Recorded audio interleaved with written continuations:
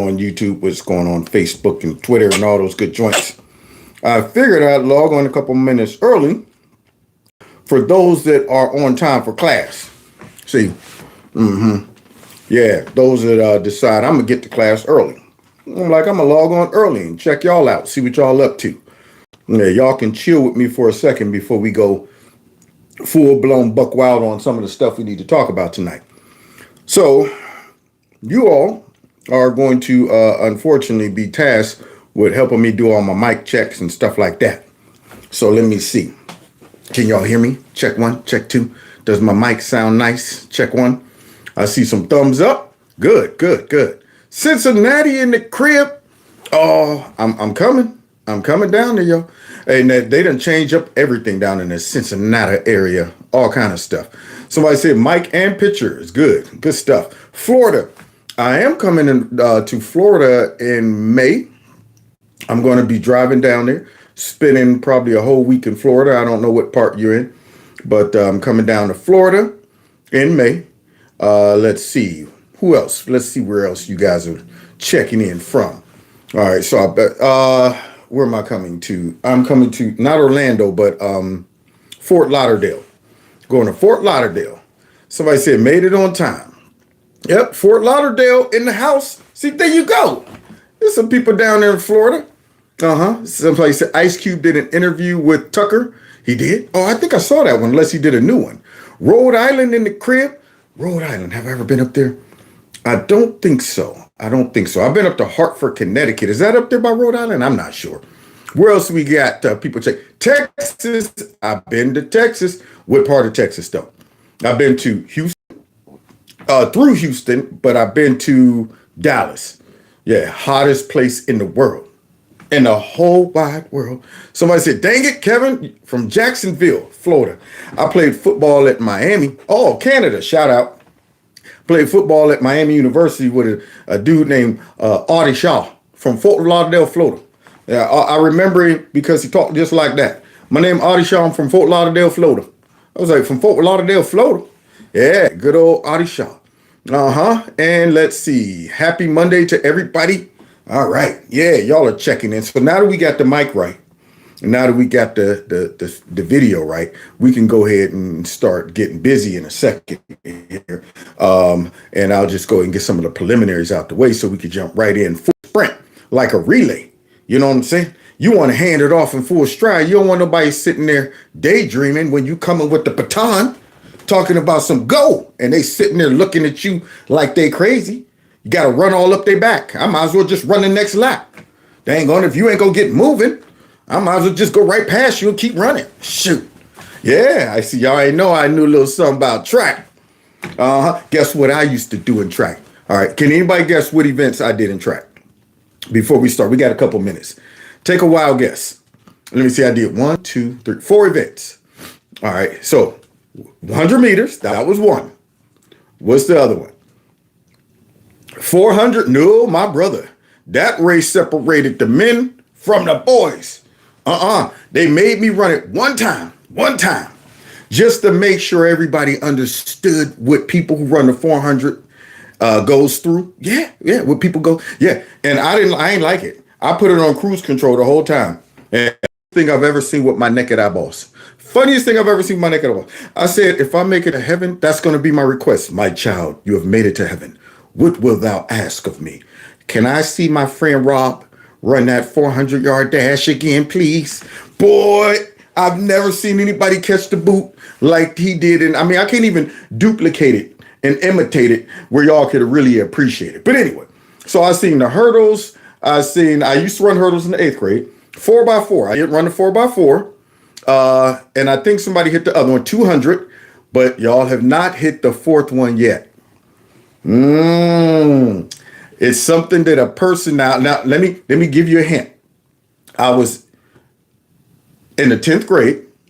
I only weighed 165 pounds, but I was in an event where everybody was going, why is this dude right here in this event at 165 pounds? So what event could I have been in to where everybody else would have been looking at me like a pipsqueak? We talking, yeah, I did wrestle, but I'm talking for track. What event would I have stepped up on that podium and everybody, there it is, the shot put. I was a shot putter, y'all, throwing 47 feet. It wasn't even my main event. I went over one day over to the shot put pit during practice. And I'm watching these big boys throw the shot. I was like, man, I think I could do that. Coach was like, yeah, right. I picked the shot put up, no technique or nothing, just straight quick twitch muscles, and threw it like 35 feet. And he was like, okay, come here, do that again.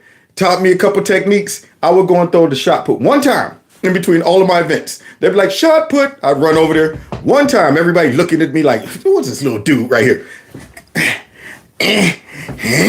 Throw it 47 feet. Peace. Go back over to my other events. Yeah, man. Always like punching up. So anyway, I love track. I sure do miss it. I wish they had some leagues around here for old men. I get in there smoking all those old people. Yeah, come on, Grandpa. Yeah, come on. You shouldn't even be out here. That's what you smoking them. Wouldn't have no mercy on them. So anyway, with that being said, this number you see on your screen, 330-974-4607. If you text MAGA to that number, you then will make sure you are aware of anything that goes on with me and my channel, just in case people get tricky. Don't forget, please check out my corner store, Kevin's Corner Store, please. And what else? Oh, my fundraiser link. My fundraiser link is below this video. So if you can and are able to contribute to that monthly fundraiser link, it sure would be helpful to sustain my operation I got going on over here. Okay, Kansas in the house. All right, so now I done wet my whistle. Now I gotta stretch, get loose. Like a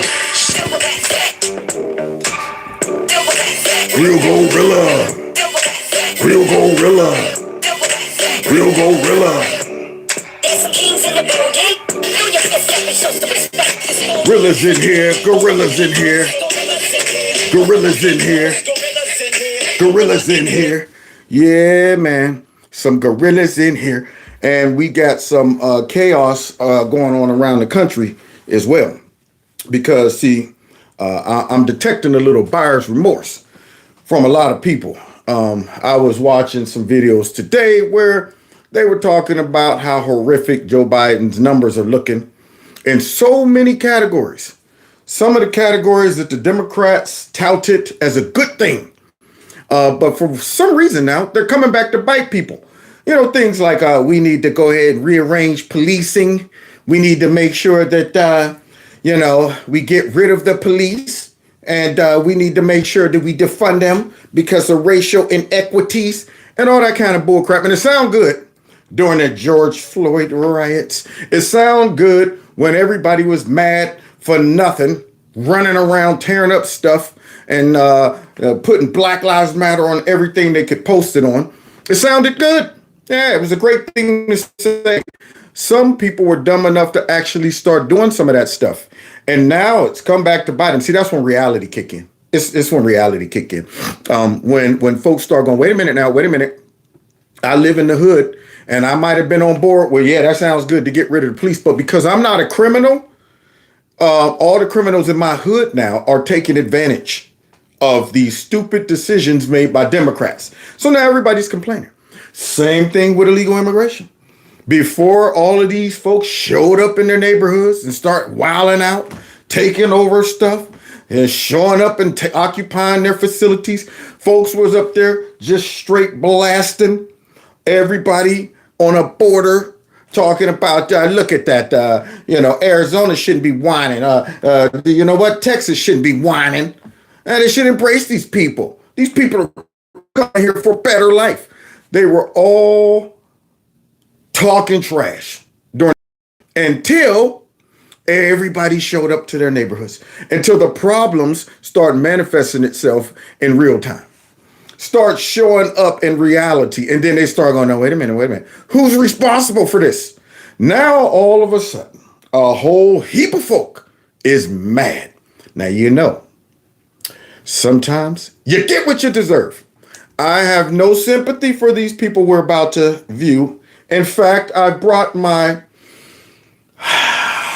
bottle of liberal tears. Let me get a swig of my whistle before we get started. Oh, ooh, delicious. It's delicious. Okay, so now let's start off with Creepy on the campaign trail, okay? Because he talked a lot of trash. Now he's trying to sell himself to all these people who fell for it the first time, you know. They fell for it the first time. So now he got to try to repackage himself, rebrand himself, you know, make people say, all right, saying Orange Man bad worked the last time. What else you got for us this time? So let's see. Let's see what Creepy got for him this time. Oh, there's the number again, by the way, just in case you didn't get it the first time. Okay, wait a minute. So God bless you all, and may God protect our troops. Thank you, thank you. God protect our troops. Join forces. Stop the shouting and lower the temperature. Sound good. For without unity, there is no peace. Look at that. Only bitterness and fury. Help us build a world that is safer, more peaceful, That's more what you're prosperous trying to do. for our children and grandchildren. World War III. Something we must strive to prevent. Got to. I mean, look at him. This is the president of peace. Remember, Trump was the war president. He was the one that was going to come in and take us straight into World War III.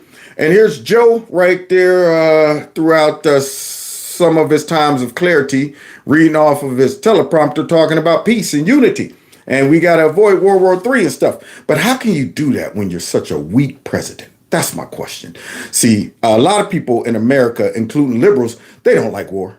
They don't like war. Did y'all hear Joy Reid the other day drop that F-bomb out there because of war? They had the nerve to go on the View trying to clean it up. See, so liberals don't like war, and neither does conservatives. So you mean to tell me we kind of on one accord when it comes down to this? But surely Joe knows that, and he's doing everything he can to lower the temperature on the world stage in regards to war. It's time to build back better. That's right, Joe. We are now hearing that there have been brand new strikes. The United States and Israel have hit at least 30 targets in 10 locations. This is coming from the United States and the UK governments. This is a larger attack. The various ships are involved in... Good, googly moo. Well, that took a turn for the worse. You got to be kidding me. This is the worst man in the world to be running our country during a potential war right about now. I know it hurt Egghead to have to come out and say that. I know that egg almost cracked wide open. Yolk fell out. Oh, God, I got to get out here and break this bad news. Only one more thing to add to Joel's completely chaotic, horrific term. Horrific in every category. Their voters have to complain about all of this right here. So if you're someone who thought that Trump was going to take us into World War III, and you thought Joe Biden was going to come out and be the guy of peace like me, peace. Yeah, you thought he was going to be that guy. You're wrong. In fact, because he's so weak and pathetic, this is the type of man that encourages a war, see?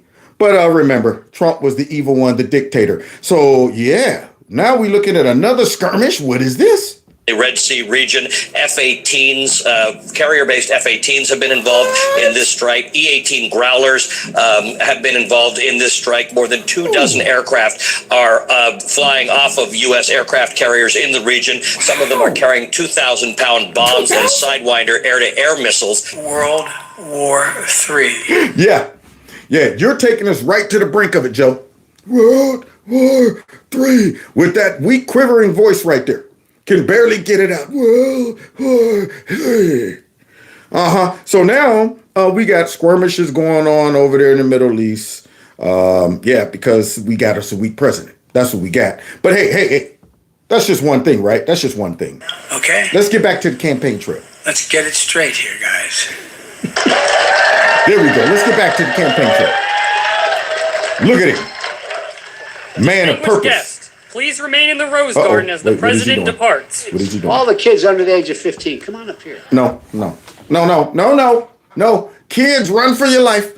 Hide your kids. You don't want to be calling kids up there. Why they got to be all under the age of 15? Because he likes tenderonis. Think about a Roni. She's a sweet little thing. Why are you asking the tenderonis to come up on that stage? Surprising to say, oh, the little girl's under 15. Come up here. Make sure you got long hair, though. Make sure you got long hair. They should be coaching Joe to stay away from kids. He shouldn't even be mentioning kids in his whole vocabulary, except maybe his grandkids. Kids. No, I mean grandkids. My grandkids, not just regular kids. I don't like those. I don't like regular kids. That man has completely exhausted his grace when it comes down to being around kids. But here he is. Oh, the kids stopped. He was on his way out. He was on his way off the mic. You know what I'm talking about? Wait a minute. Are those some kids out there? Me. Hey, all the kids under 15, come up here. You're too old. Get out of here. I want the young ones. So there he is, y'all, asking for the kids to come up on the campaign trail. I wonder why he wanted those kids to come up there. Let's see. Thank you. Here he is again.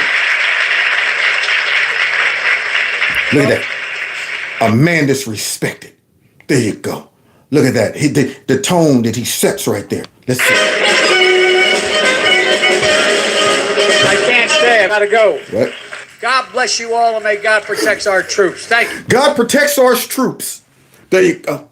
Add S's where they shouldn't be. Take away S's where they should be. It doesn't matter. It doesn't matter. God protects our troops. The ones that you're about to put in jeopardy because of your recklessness and your weakness.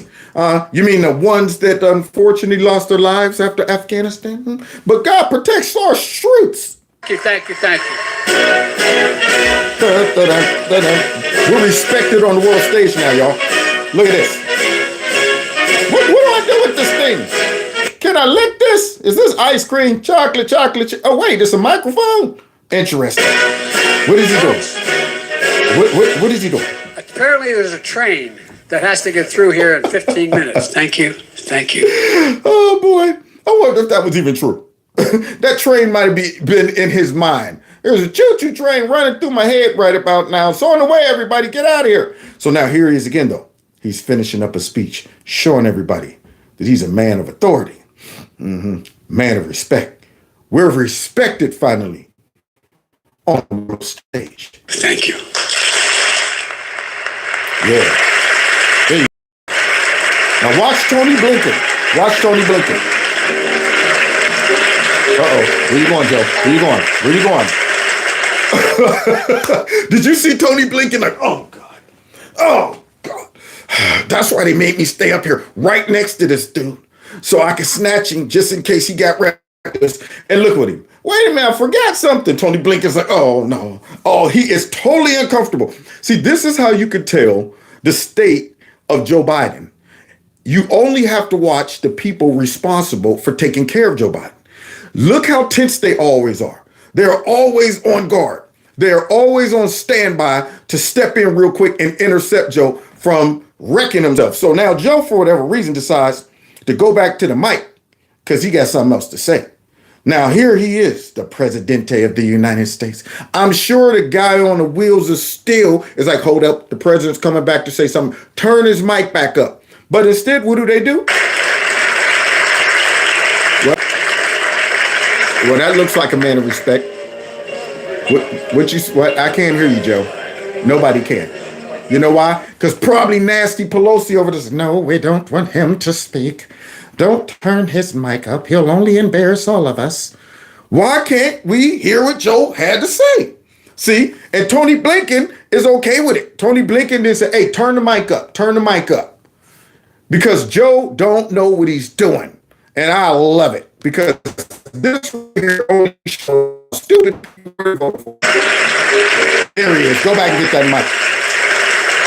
I'm surprised Tony Blinken can tackle him. Like, I thought I saw somebody about to wrestle him to the ground and take him down to the bunker. Get down to that was a close one. That dude almost grabbed the mic and started freestyling. Whew. We'll go ahead and clean it up later. We were suspicious. There was a white nationalist in the crowd. We thought they was going to attack him. So there he is, talking into a mic with no sound. Must not be that important. Maybe he's not even aware that the sound's not on.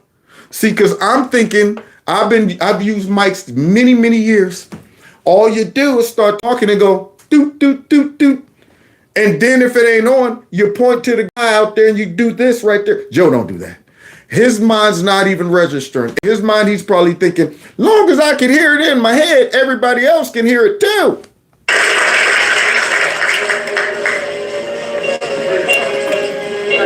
Look at that. If I'm China, I'm saying, it is time for us to attack now. Send the troops. Russia rise again. Everybody, send troops. Everybody. Look at this dude, man. And you wonder why his poll numbers are so low. Yeah, see, at this point, man, you got some people who are just, you know how they try to shame Trump supporters from voting for Trump? Yeah, they're just shamed to vote for this guy. You should be, if you're looking at this, you should be like, man, I shame myself out of voting for Biden. After watching this, nobody had to shame me. Nobody had to call me a white nationalist and a racist and how could you vote for this? No, just watching Joe should make you go, oh, I'm shameful. I don't want nobody to know. I ain't doing that again. Hopefully. But yet, the media is out here telling us this man right here is respected. He's sharp, clever, witty, on top of his game. Thank you. Thank you all Tony very, very, very much. Okay, there we go. Yeah. Okay. What?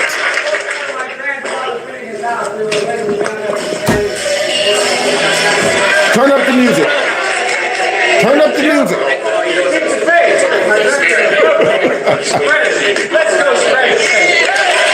They just cheering for whatever. Cheering for whatever. All I heard was, my grandpa Finnegan. Somebody said even Kev's voice was off for a second. What? My voice? Did I lose y'all? Do I need to check my mic? Sound nice. Check one. So yeah, the man up here talking about Grandpa Finnegan again and all of that. And the people are just like, whatever, man. Let's just start cheering. Let's just start cheering. Overwhelm him with cheers because we have no idea what this man's talking about. But hey, it's all good though. It's all good because even though he's getting beat to death in the polls by Trump, they still got an ace. They got an ace in the hole. It's them indictments. It's them indictments. Remember, guys? The 91 charges, the 4 indictments, and all of that. They're banking on Donald Trump going to jail. Let's see how that's going. Because, boy, I would hate for that to fall through. After all the time and effort they put into that, after all of the propaganda and lies and manipulation that they put into these raggedy behind indictments, I would hate for that to fall through. And then to see their reaction to that, oh, it would be too much for their poor hearts to bear. So let's see how that's going, y'all. Yeah. Talk about that new polling this morning that reveals Donald Trump is leading President Biden in every closely watched swing state. But the former president has one major Achilles heel. He loses a majority of voters in those key states if he is found guilty of the multitude of charges against him. 53% say they would be unwilling to vote for Donald Trump if he is convicted. It's not going to happen. Wow. So Beaker and Mika, that's what they're doing. They are saying, all right, look, we're going to go ahead and have to throw this Hail Mary, see, because if Joe goes toe-to-toe with Trump, he's going to get destroyed. This is beyond the threshold of cheating. See, we can't even, it's just too widespread. It would be very obvious if we try to pull the whole 91 million votes again, 81 million votes rather. We can't do that again. See, so we got to stop the man before he gets started. So we got to convict him. This is our last hope, Obi-Wan Kenobi. Let's see how that's going. Here we go! Oh. Federal judge postponed trial in Trump's D.C. election interference case. Breaking news, the federal election interference case against Donald Trump is now postponed indefinitely. Indefinitely? Wait. Let me get a swig of these tears. I'm selling it on the market. Liberal tears, ladies and gentlemen. Get it while it's nice and cold. Yes. So let's see. Hold on, wait. Can you say that again? Just the way you said it. Breaking news, the federal election interference case against Donald Trump is now postponed indefinitely. Indubitably. So it definitely, oh, wait, here's one. I know. There.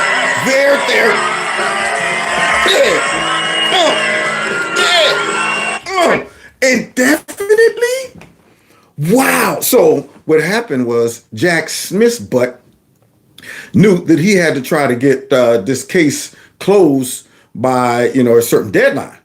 So without shutting this case by a certain deadline, it's irrelevant. There's no need to even have it at that point. He's a raggedy prosecutor, shouldn't have been appointed anyway. He was going to try to go ahead and have the trial, the conviction by Super Tuesday. I mean, it's very obvious that this is all political. And he got kind of stumped up because Trump got good lawyers and they were going with the presidential immunity clause. And he's trying to get around it. See, he was like, man, how can I get around this? I ain't got time to let it work its way all the way up through the courts. I'm going to go ahead and jump the shark, go straight to the Supreme Court and see if they could go ahead and rush this through. And they were like, nah, man, we're on our own time. We'll get back with you whenever we get back with you.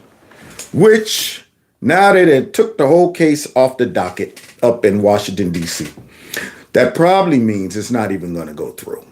They're probably not even going to see this. And the interesting thing about this, remember, this right here was to show that Trump was a traitor. You know what I'm saying? This man, he got documents and all of that stuff with nuclear weapons and stuff like that. Well, it must not be that serious if you can't wait.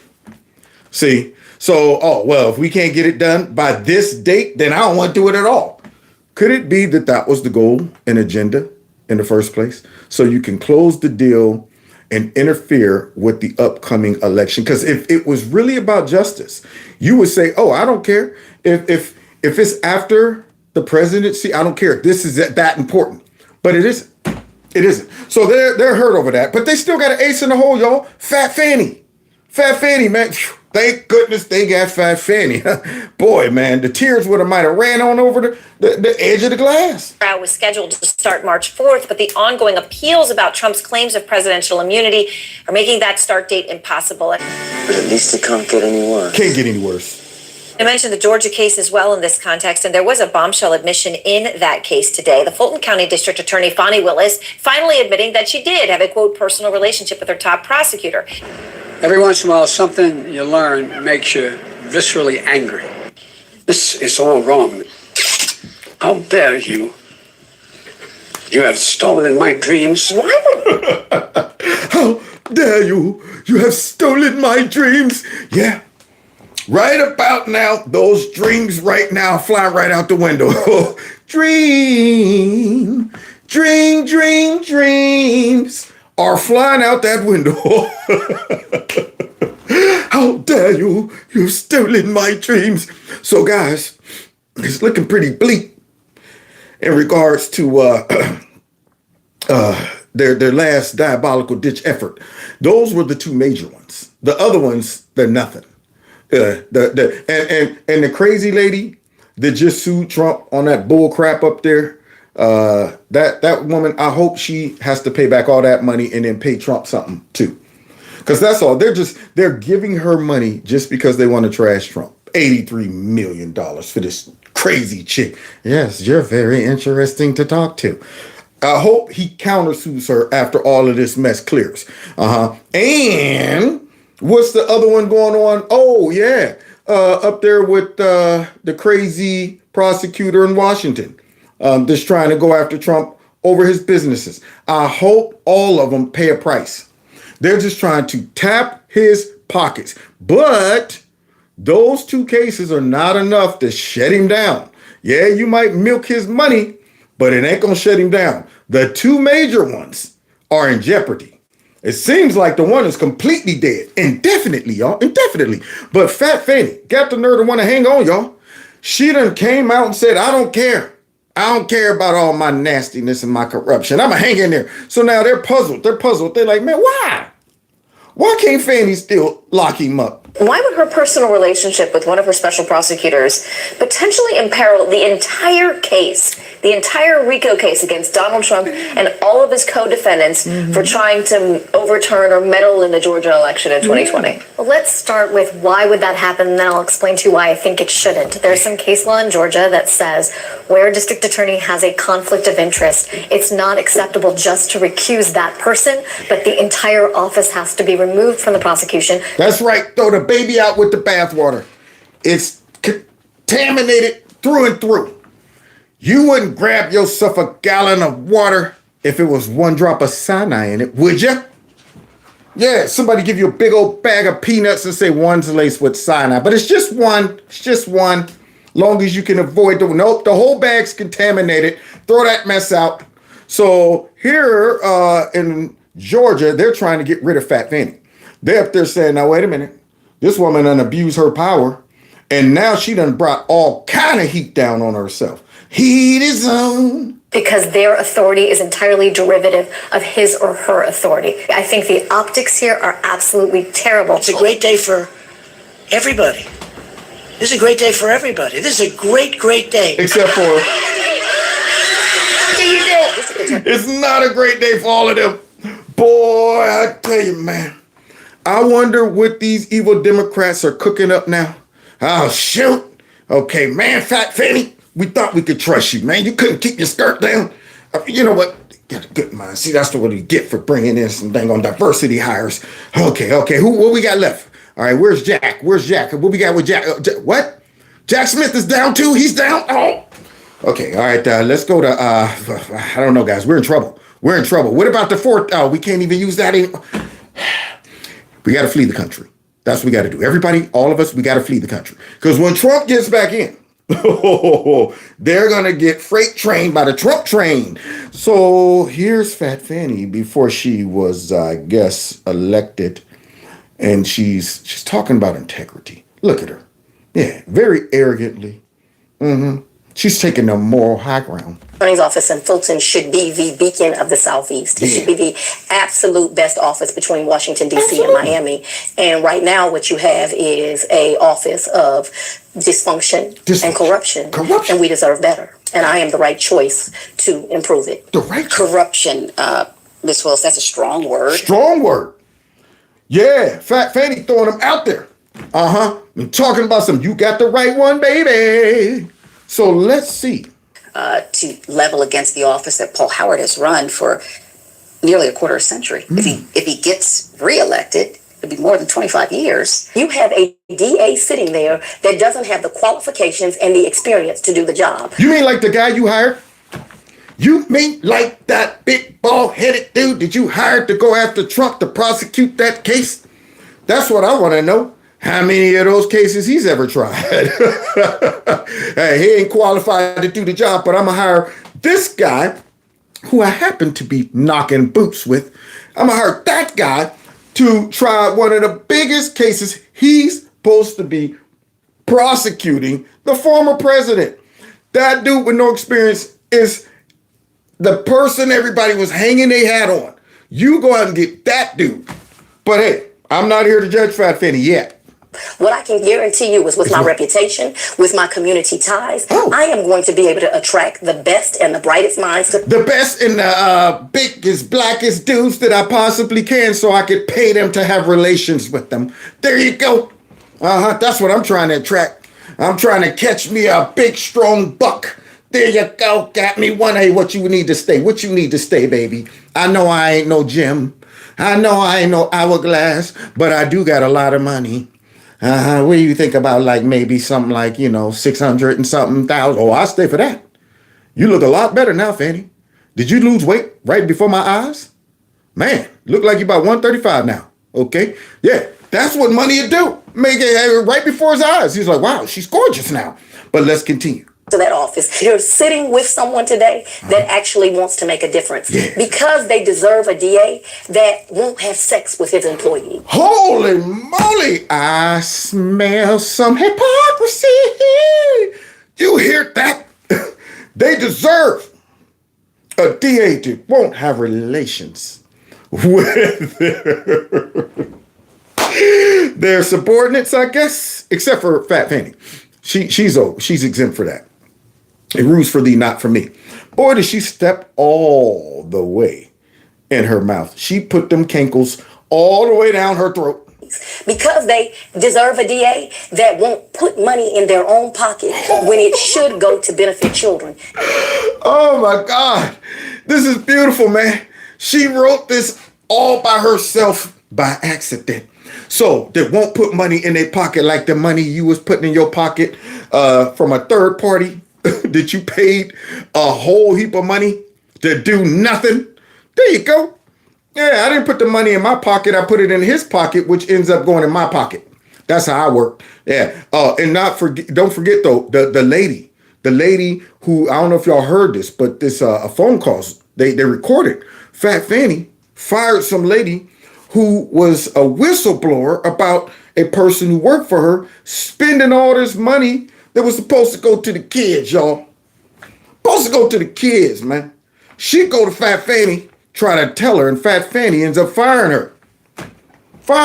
Didn't investigate it, didn't look into it. But yeah, here she is talking about won't put money in their own pocket.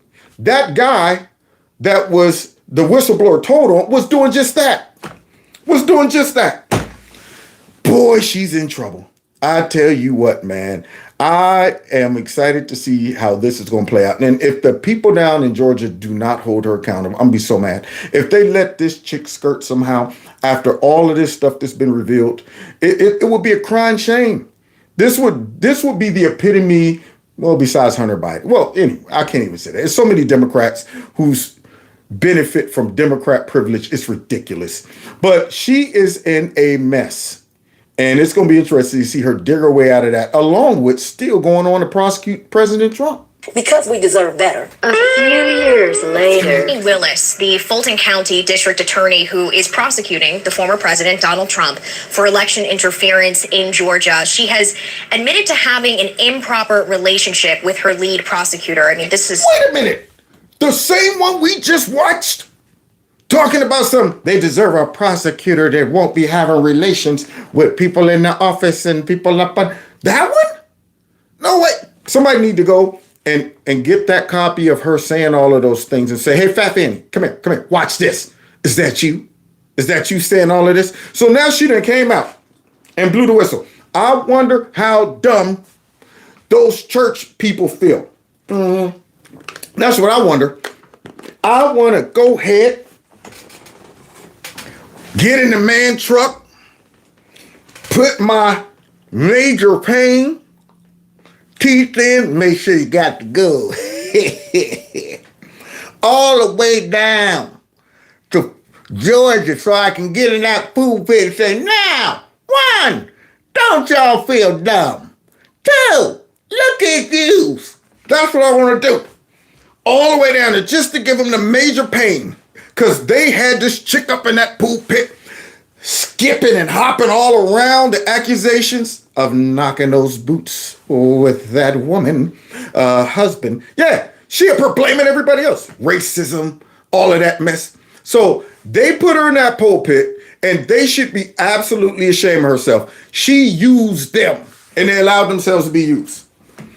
Remind me not to go to that church if I'm trying to get saved. Good grief.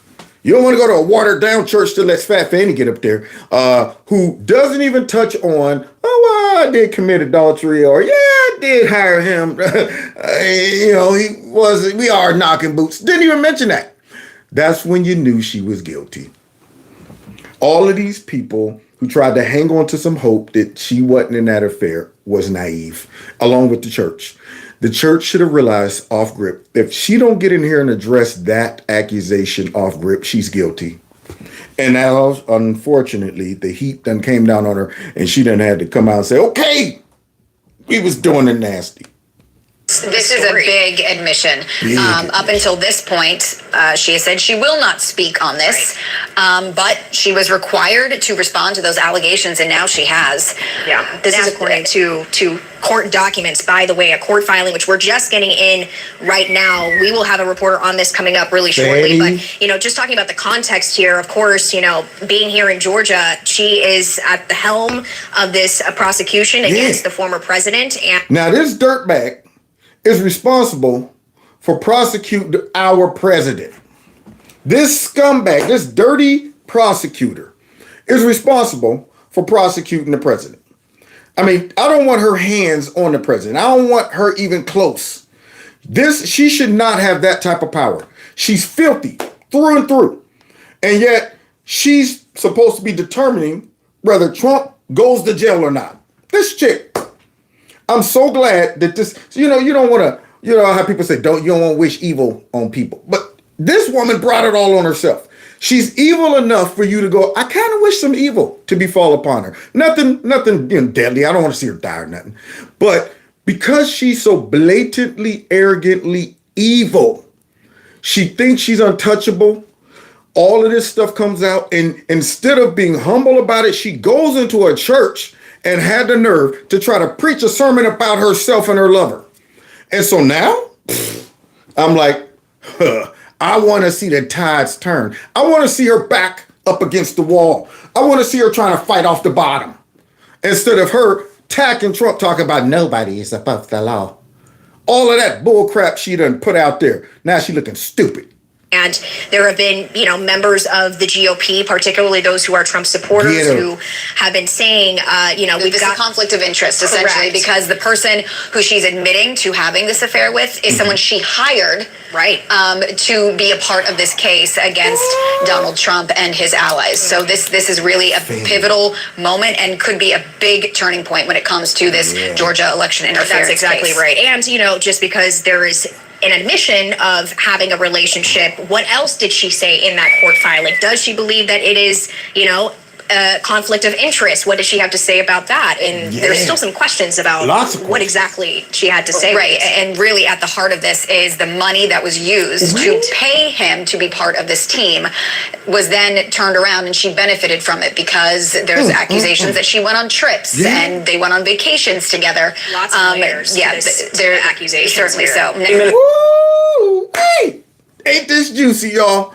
Oh, we got all kind of gossip going on. So I wonder what her and her lover is doing to try to go ahead and prepare for this. They scrambling every night. Girl, you got me into this mess, man. You told me what nobody gonna find out about this, man. Look, why you complaining? You enjoyed the money too. Now listen, what we gonna do? We gotta stick together, right? Don't you let him turn you. Don't you let him. And I'm gonna be honest. If it comes down to it, I wonder if that dude's willing to go to the slammer for Fat Fanny. That's gonna be the real test of love. Or would he come out like, she the one that made me do it. I told her I didn't want all that money. I said, look, man, I'm not qualified. I shouldn't be doing that. I tried to stay with my wife. Fanny looked at me and threatened me. She looked at me and she said, don't make me put this cankle upside your head. Don't make me throw that. I know I'm built low to the ground for traction, but I can get my cankle up there to hit you in the side of the head. You better go. And I said, okay, Fanny. Okay, I'll take the money. I ain't want to do it. She's the one. Boy, she better watch out. So I'm sure they're both huddling up, trying to come up with a game plan, but it's going to be interesting to see how they try to sell us on this one. It's past the hour now. House Judiciary Chair Jim Jordan apparently subpoenaed Fulton County DA Fonnie Willis for documents after 3 attempts that he had made to get her to respond to requests voluntarily to no avail. The subpoena is now for documents, not an appearance now. Because remember that last subpoena, she was arrogant. Wrote back to him, look here, Jim, whatever your name is, I got stuff to do. I'm busy down here trying to sabotage the president. Okay? I'm busy down here trying to come up with some bull crap case. I ain't got time to be messing with y'all petty little subpoenas and stuff. Now, you better go ahead and respond to that, Fat Fanny. Because now we're talking about federal funds that might have been misused. To the Fulton County DA's use and misuse, allegedly, of federal funds. Willis is under the microscope for this alleged improper romantic relationship with a special prosecutor that she hired for the Georgia election interference case. That's the big RICO case now, stacked up against former President Donald Trump and many others. So we will see. Wow. Now, I hate to say it, but this one kind of feels good, y'all. Kind of feels good. Because, see, these people who are going after Trump are evil. You know,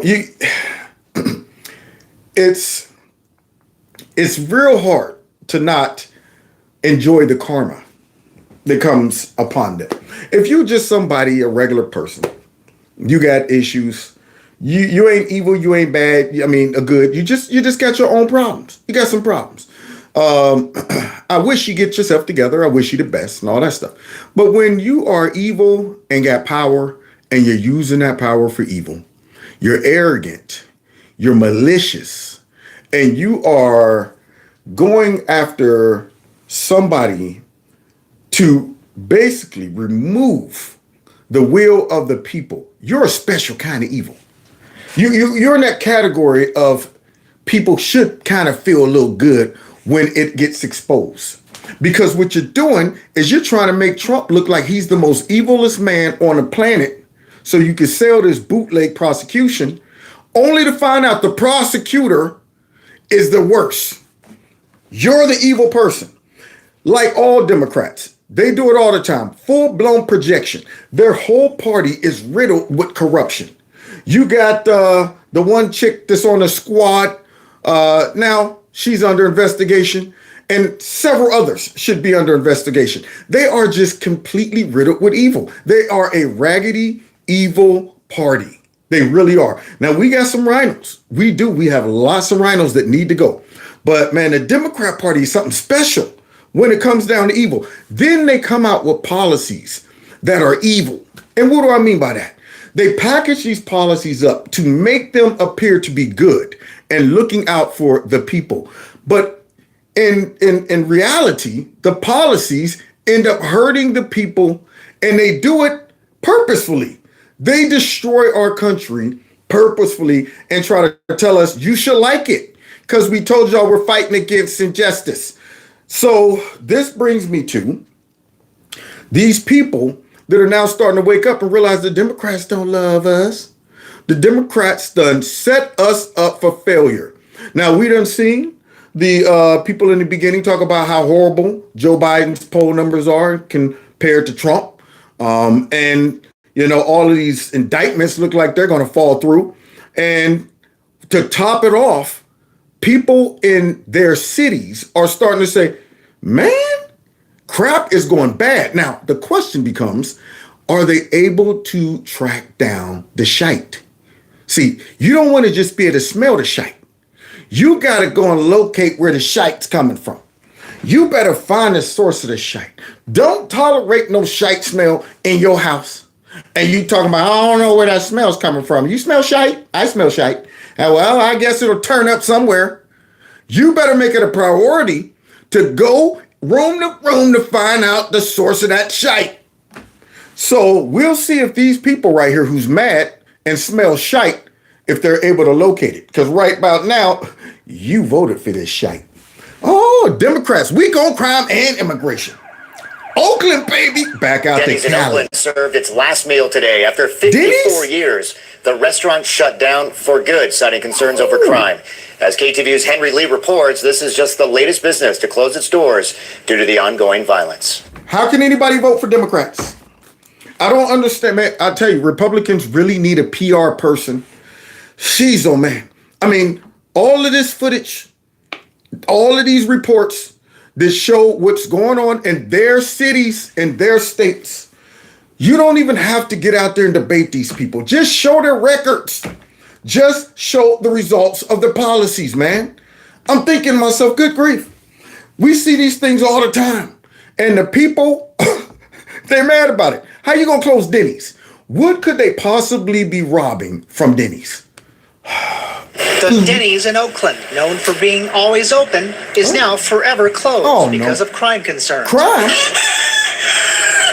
Once again, the chickens have come home to roost. I feel so bad for the city of Oakland because it's like everybody's leaving. The restaurant closed for good at 1 Wednesday afternoon. Seems like only the chickens will be staying. A lot of people don't want to visit. And they ain't going to be there for long. after those crooks and criminals realized that the Denny's closed. Well, man, ain't nothing here to take, but I'm about to grab me one of these chickens and go to the crib. That's what's gonna happen, man. So you telling me they shut down the Denny's, but yet we hear these people come out and say crime is down, and there's just rumors and stuff that Democrats govern poorly. No, they don't govern poorly. They govern piss poorly. Piss poorly. So now the chickens, the only ones that's left, they better leave before they get their feathers snatched. Don't nobody want to come somewhere where they know they're going to get robbed. Denny's officials would not go on camera, but a sign on the front door says in part, the safety and well-being of Denny's team members and valued guests is our top priority. No, they're leaving because of racism and they don't like black people. I'm pretty sure that's what it is, right? Has nothing to do with the bad policies out there in California that emboldens the criminals. Nothing to do with that. I'm sure it's just because they're like, we don't like serving black people. Our Denny's food is for whites only. Like other businesses in the area, the restaurant's seen its share of car break-ins, robberies, and violent crime. I say that's the California way. It sure is. It sure is, Gavin Newsom. See, this guy who thinks he might have presidential, possibilities in his future. You better clean that mess up before you even think about it. There's no reason to debate this, man. Show them the shite map. That's all you got to do. Show them that dookie map that Ron DeSantis highlighted. You see these brown spots? Most of all of the map is covered in brown. Represents shite. Yeah, and his wife had to pull him off the stage. That's right, this interview's over. I didn't know he had access to the shite map. Unbelievable. And he's talking about that's the California way. We caught up with some of the restaurant's final customers, like Aloy Ikane, picking up for Grubhub, but himself a regular. Oh yeah, I eat it all the time. Sometimes midnight after club and everything, I come here, I eat, because the last few years, it was quite good. It was just a good place. I feel so bad that, they're leaving, Terrible that Oakland's like this. This is probably the oldest business on the block. Yeah, it's closing down. Sad. Jeff Lee. Well, sometimes you get what you deserve. Granted, I feel bad for these folks, especially after a late night of kicking it and everything's closed and you got the missed meal cramps and you talking about, hey, y'all, where we going? Let's go to Denny's. Oh, man, the Denny's is shut down. I guess we're going to have to go to somebody's crib and cook. No, that's not happening. See, these people voted for this.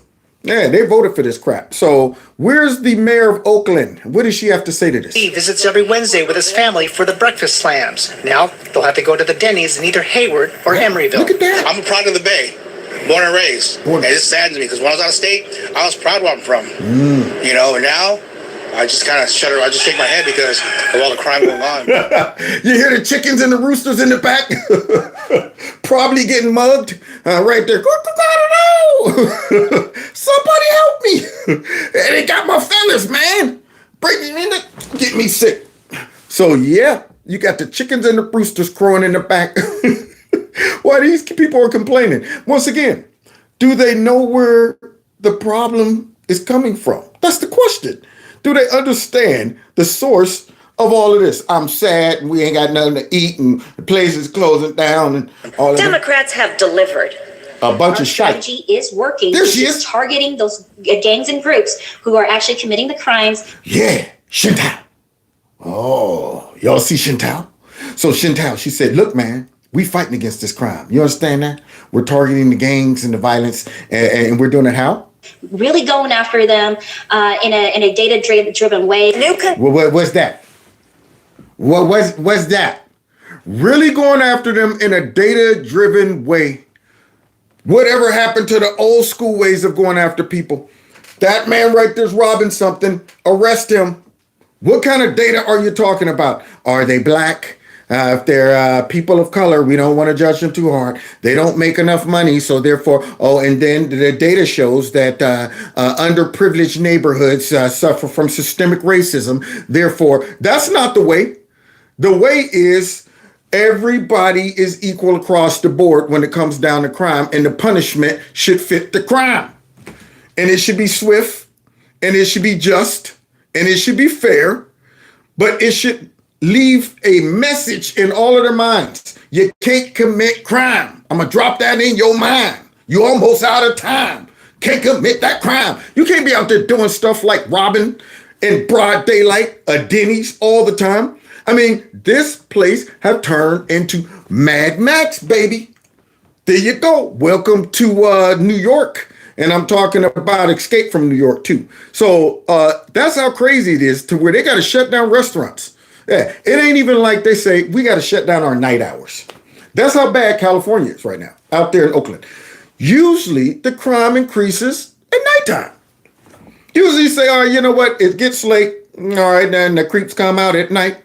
But nope, we got to shut it down because at any given moment throughout the day, we can be robbed. Broad daylight.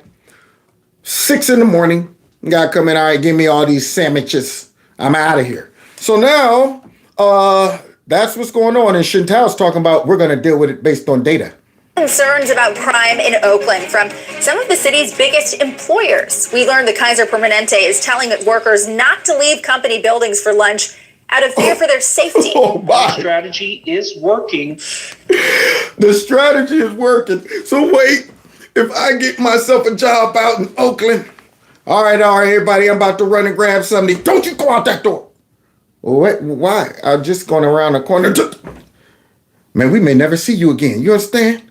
Now look, only time you can go in and out of this building is when you come in the morning when we got security and when it's time to leave. Other than that, we lock it down, man. We lock it down. Can't nobody get in, can't nobody get out. Okay? That's how we rolling.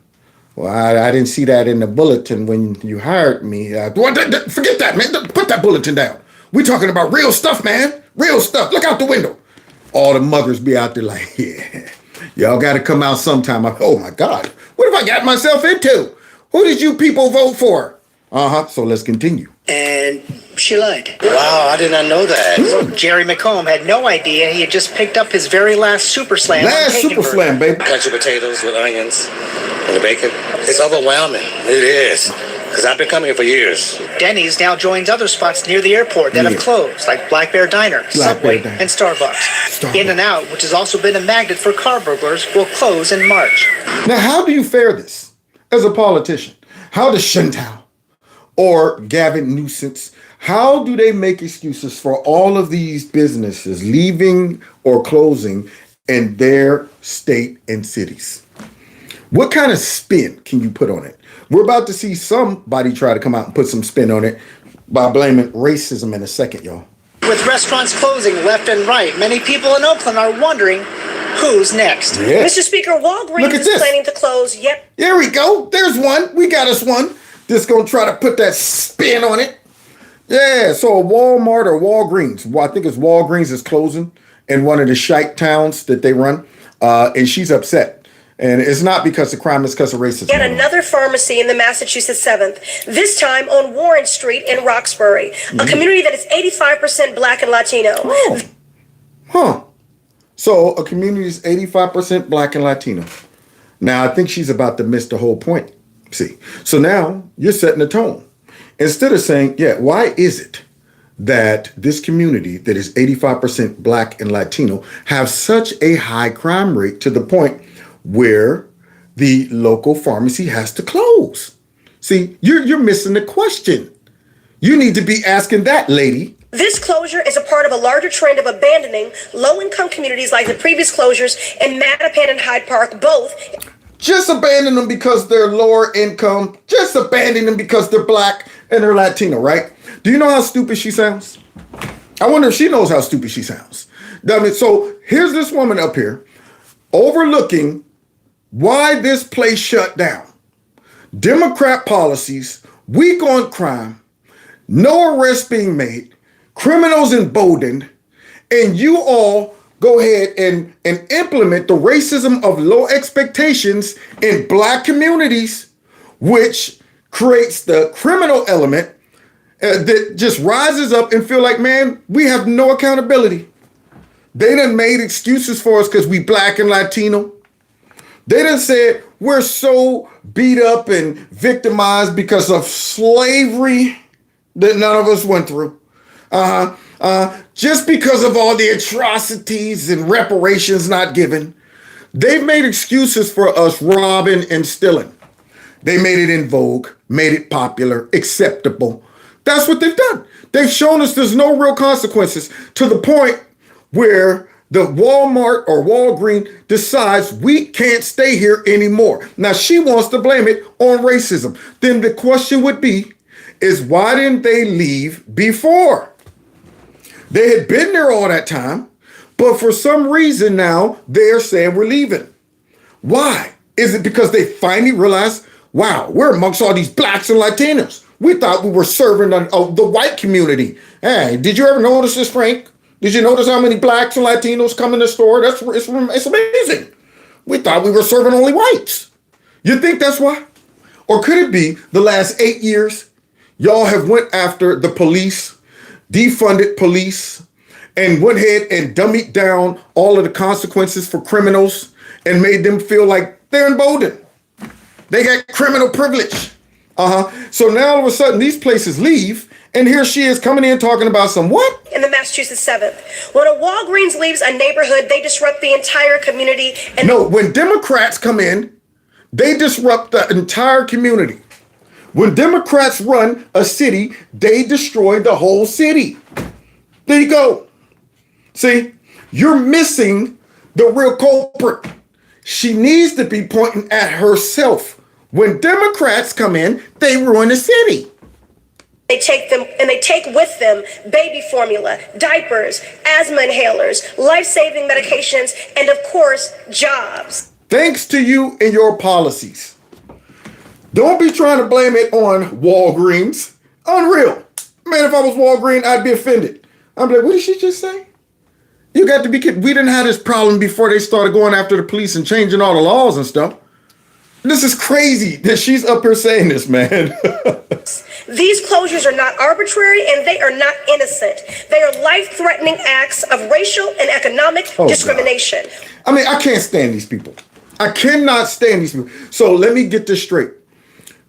The Democrats and their policies have led to a high rise in crime in their cities. Violence, crime. They've attacked the source to control the crime, which is the police and the justice system, to actually put the smackdown on them. So then when crime goes up and stuff goes to pieces, they come out and blame these businesses of being racist, systemic racism and all that stuff. I want to see her big cue ball butt go down there and open up a business in that same neighborhood and see if all these black and Latino people respect her business just because she's black and it's a black-owned business. Yeah, I'm sure they'll stop right before they go in and take all the stuff out of her store. They'll go, wait a minute, a black woman owned this store, man. We don't want to go ahead and rob this store because, I mean, you know, we got to look out for the people. You know what I'm saying? She's so naive. She's not really naive. She's corrupt.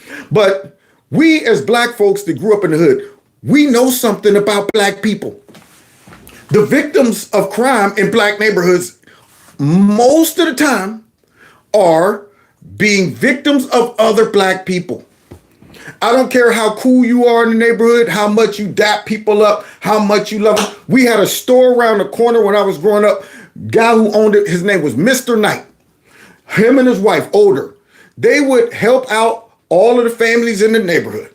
You know, Mr. Knight, I need some sausage and some eggs, but we running a little short on money. Tell you what, take it. I'll give you credit for it. You come back and pay me later. Hooking people up in the neighborhood. You know what ended up shutting down Mr. Knight? Black folks kept breaking into Mr. Knight's store, robbing Mr. Knight's store, the same store that was feeding the black folks. So don't blame that on no systemic racism and all of that mess. Burns me up when I hear this. Good grief, man. I know the element.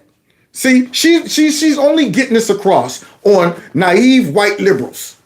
That's it. And other black Democrats who are okay with pushing this crap. Because they all know that the hood will jack you up whether you black or not. Don't be trying to blame it on some outside source. Shoot, she go in the hood without protection, she might get jumped. Up here talking about some systemic racism and all of that mess. Walgreens is a multi-billion-dollar corporation that needs to put their money where their mouth is. Yeah, they need to go ahead and just let the folks just rob them and steal them and put their employees in jeopardy. That's what they need to do, right? No, Democrats need to put their money where their mouth is. We love black people. We love Latinos. We're always looking out for, the indigenous people. We're always looking out for the smaller man. We're always looking out for every group of people they claim they're looking out for. They will throw them under the bus in a second. And here she is talking about Walgreens. Walgreens needs to put their money where their mouth is. So what? They need to become a charity? At the end of the day, they're there to make money. And if your raggedy behind neighborhoods and cities are so violent where it's putting their employees in danger and they're not able to make money, what do you suspect they do? Just become a volunteer? Company, or here you go. Come in, take what you want. This is crazy, man. See, the woman who ain't owned nothing, no business, no nothing, up here talking about some, they need to put their money where their mouth is. And stop divesting from black and brown communities. The bill would heavily cut back on what police could pull drivers over for. If passed, this bill would not allow police to pull people over for expired registration stickers, broken headlights, or tickets. There you go. Lowering more standards. Lowering more standards, and wonder why crime is running rampant in y'all neighbors. So now they're more sensitive about, we don't want to pull people over because you might accidentally pull over a brown person or, something like that. So now let's make it real difficult for police officers to pull anybody over. Yeah, which, once again, you don't want, cops need to be able to use their discretion. You don't want a cop to just always say, man, you know what, that guy was 2 miles over. I'm about to pull him over. But listen to all of these new rules they're making. You think this is going to lower crime? Taillights, failure to wear a seatbelt, certain speeding violations, and broken mirrors or excessive tints on windows. Wow. Failure to wear a seatbelt, broken tail lights, tinted windows, and speeding violations. What city is this? Because I tell you what, man, I'm about to go there and have a ball. Burnouts, everything. Donuts all over the place. You can't arrest me, I'm black. There you go. Yeah, I'm breaking the black sound barrier. Just going back and forth while the cops sit there just clocking me mad. Yeah, he beat his last speed right there. He's at 105. Darn it. They won't let us chase him, Johnson, until they're like at 120. So let's see if he continues to go up. Click. Wow, he's close. He's close. He's at 119. But because our laws are raggedy, he knows not to go over 119. Long as he stays under 119, we can't arrest him. Just like that, under $900, can't arrest him. So stupid laws. Other county sheriffs also expressed concern about the bill because of how it can affect police's ability to intervene before fatal accidents. The bill's sponsor, Representative Justin Slaughter, says the bill was meant to start a conversation to see if the state could reduce the number of offenses you can be pulled over for. Man, Democrats, liberals, man. See, they play with everybody's lives based on talking about that. We just want to start a conversation unnecessarily. Unnecessary conversation. You finally get everybody conditioned to follow the laws, the traffic laws. You finally get everybody saying, man, you know what? You can't be out there going fast. You can't be out there. Got everybody wearing their seatbelts. I mean, when it first came out, I remember when I was little. What you mean I got to put a seatbelt on, Mama? I thought you was the seatbelt. Mama used to just throw that arm out there. There you go. Now all of a sudden, got to put a seatbelt on. All of the stuff that they got everybody conditioned to, now it's almost automatic. You just get in, click it. Now all of a sudden, this place wants to unwind all of that. Deprogram the people to become a little more careless. Boy. The lawmakers behind these kinds of are dumb? What the? Oops, didn't mean to do that. Where am I at? Let me get back to the stupidity. Latino. Let me get back to the stupidity. There we go. Ability to intervene before fatal accidents. The bill's sponsor, Representative Justin Slaughter, says the bill was meant to start a conversation to see if the state could reduce the number of offenses you can be pulled over for. The lawmakers behind these kinds of pushes are concerned these traffic stops are being used as a reason to stop and search cars for other evidence of more serious crimes. In a statement, Slaughter said, quote, In other words, people of color, there it is. People of colors, we don't want them to be, now granted, as a black person, first of all, just as a person. Nobody likes when the cops just get behind you. I don't care if you're white, black, or whatever. If you're behind me more than about a half a mile, I'm concerned. I'm going, oh God, what did I do? What's going on here? But what I'm not thinking, okay, this person is about to pull me over, drag me out the car and beat me, or search my car and find cocaine in it. If I'm not a criminal, whenever I get pulled over, I'm like, good afternoon, officer. Where's their problem? Very confident because I'm not a criminal. See? So even if they were profiling me, which at this age, I don't get that. But nonetheless, if they were profiling me, they come up empty-handed. Empty-handed. So these people, I know what this whole thing is about. It's about race. And so now all of a sudden, you're going to try to virtue signal and try to say, well, we're going to lower the standard so that Black and Latino people aren't victims of this. Do you think they're going to respect that? You think they're going to self-govern and say, oh, wow, look at them. These Democrats are doing things to try to, show that, they're sensitive to the fact that us as people of color are always being targeted. So, guys, therefore, let's honor that by obeying the law. Let's honor that by not riding around with weed in the car or cocaine in the car. Let's honor it by not speeding and all of this. Let's go ahead and play by the rules because these people are showing us that, hey, just because you're black, you don't deserve that. What's going to happen is they're going to say, woohoo, great, lower the standards. Yeah, man, make it harder for them to pull. I want every cop scared to death to pull me over just because I'm black. There you go. The reverse of it. Now all of a sudden you riding past like, I'm black. Hand out the window. Yelling to the cops, I'm black. Darn it. We can't do anything to him. He's Black Johnson. Let's go ahead and focus on the middle-aged Caucasian white men. That's all we can arrest right now. That's it. So that's what they think they're doing. Lowering the standard, but they're setting black folks up for failure. For decades, Illinois has wrestled with the challenge of racial bias in traffic stops and the disparate outcomes that are too often the result. During the discussion, residents did not hold back, voicing their frustrations. Am I blaming the system? Many questioning why kids aren't being held accountable. Oh, we as a city and a community need to be much more focused on prevention and surrounding young people and their families with resources. Wow, there you go. See, this is why crime is running rampant in their cities, and that's why they're going to lose big time when it comes down to crime. So we got 423 people watching the live show tonight. I just caught that. Thank you so much, everybody who's decided to watch the show, and make sure you hit that like button. So now, he thinks because of all these carjackings, we need to focus on the family and the resources and all of that stuff around, right? So how are you going to do that? How are you going to do that? See, are you going to hire a whole bunch of counselors to sit in the house and say, all right, your child right there is sneaking out in the middle of the night and they're running with a whole bunch of bad actors and they're cussing at you, that maybe you should hug them, give them a hug and make sure they know that, you're there with them and you support them. You want to make sure that you affirm them, or hire somebody like me. Go over there and whoop that dude's tail. You understand that? Now, he 15 sneaking out the crib. How about this? Stay out. There you go. Yeah, put him out there on the streets. Let the streets have him for a while. He come back knocking. See, tough love. But here they are going to counsel him out of crime. That we need to focus on the family units and this and that. Yeah, you think that's going to stop knuckleheads?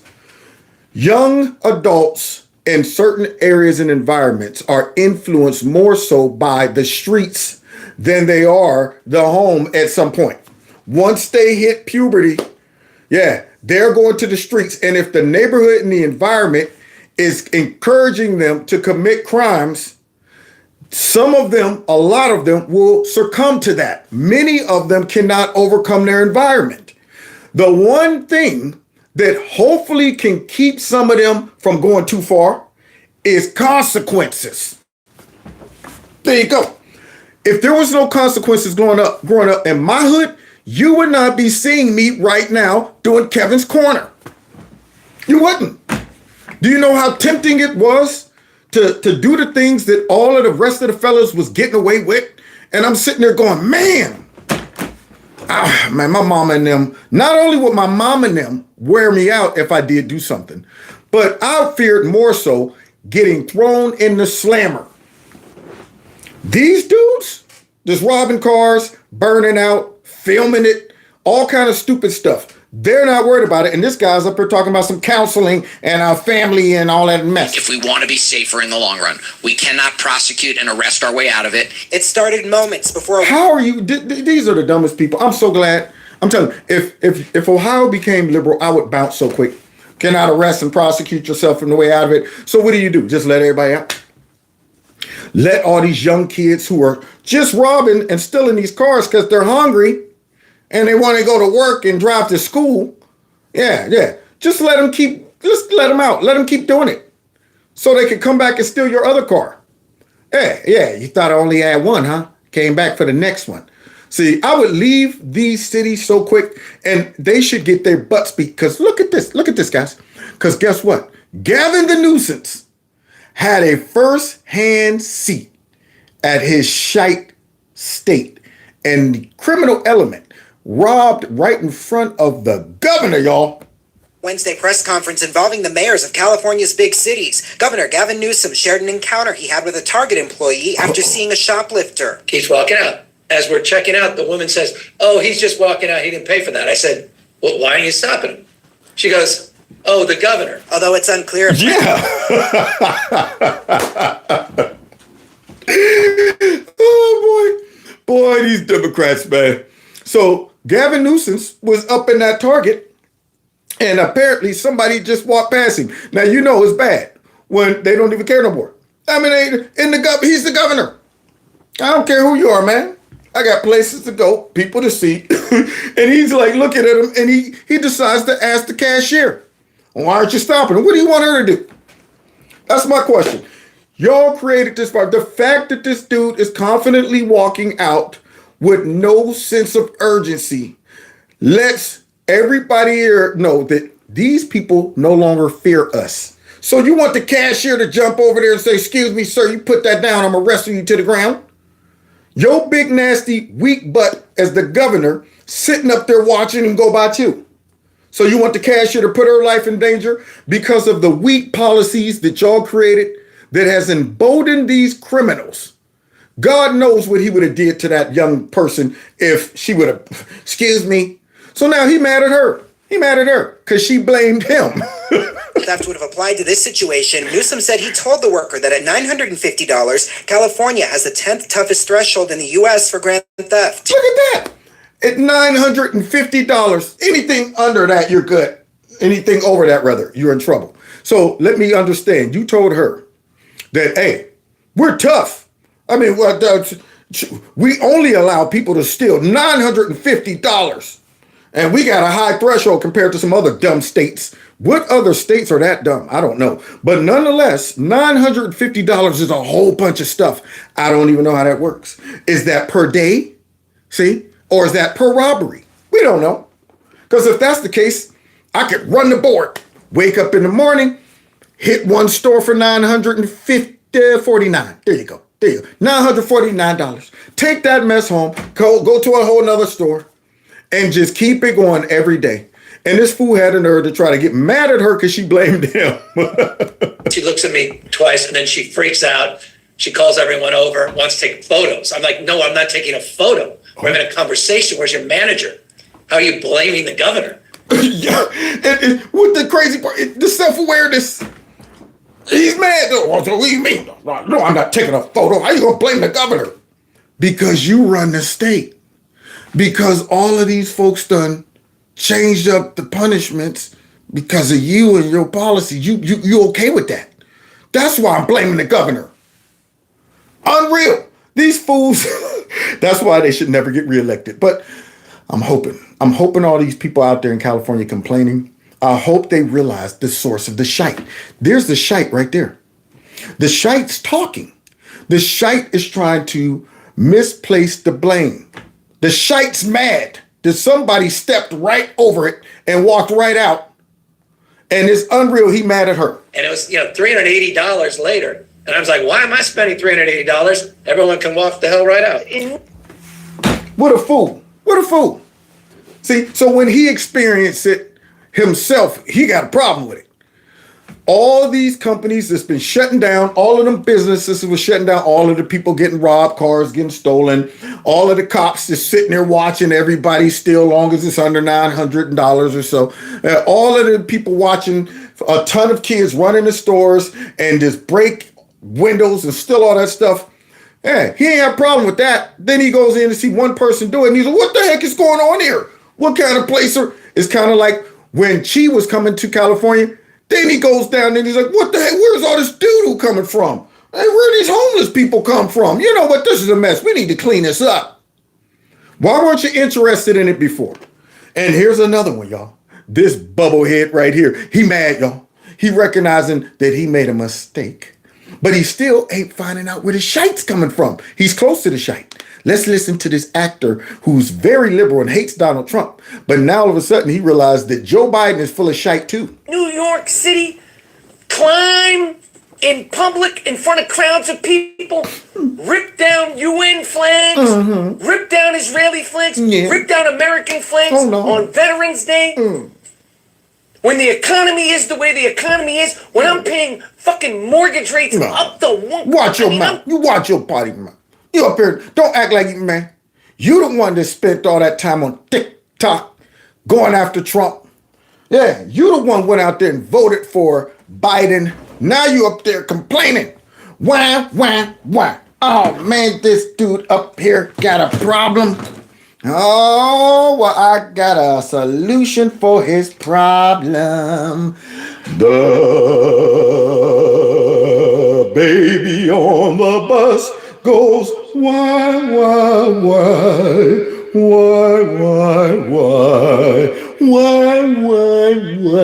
Let's continue.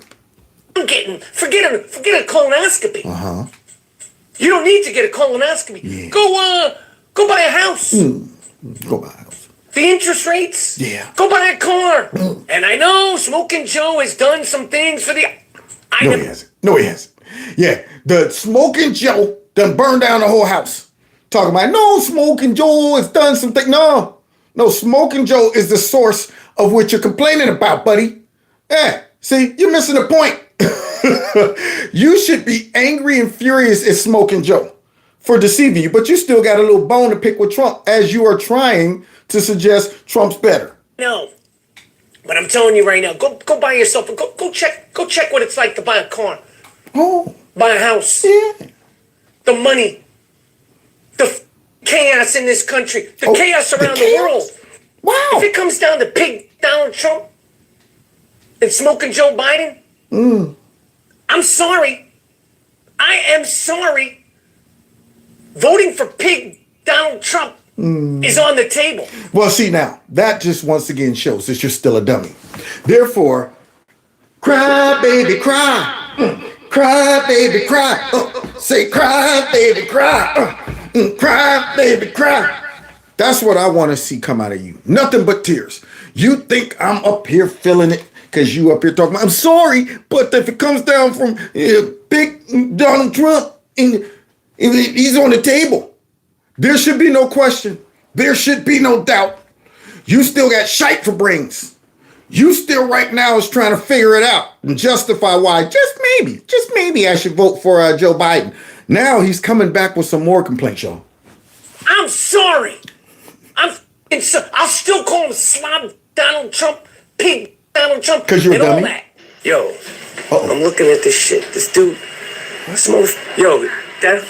dude is. I can't believe I'm seeing this shit. This motherfucker. New York. That same guy that was up here talking about, I'm sorry, but I mean, if it comes down, wow, he's seeing what Gavin Newsom saw. A man walk right out of the store. Went shopping. Yo, this fucking guy just filled his 2 bags up with everything in Rite Aid right here on 80th and 1st Avenue. He's walking down the street like shit is Gucci. Look at me in my face like what's good. I was watching him the whole time. Yeah, he don't care. My man just went Christmas shopping in January. He had the condoms. Yeah. The shampoo. All of that. back in my writing. Democrat ran cities. Yeah, I wonder what made the criminals get to this point, you dummy. Yeah. See, as an actor, you're all privileged and everything, and you felt good about Trump being a white nationalist, racist, xenophobe, homophobe, and all this stuff. And went out and voted for the dummy and the dummies that put policies in place that now all of a sudden produce this type of behavior. There you go. And see, this is contagious. See, all you got to do is look at how this same behavior is duplicated on the border.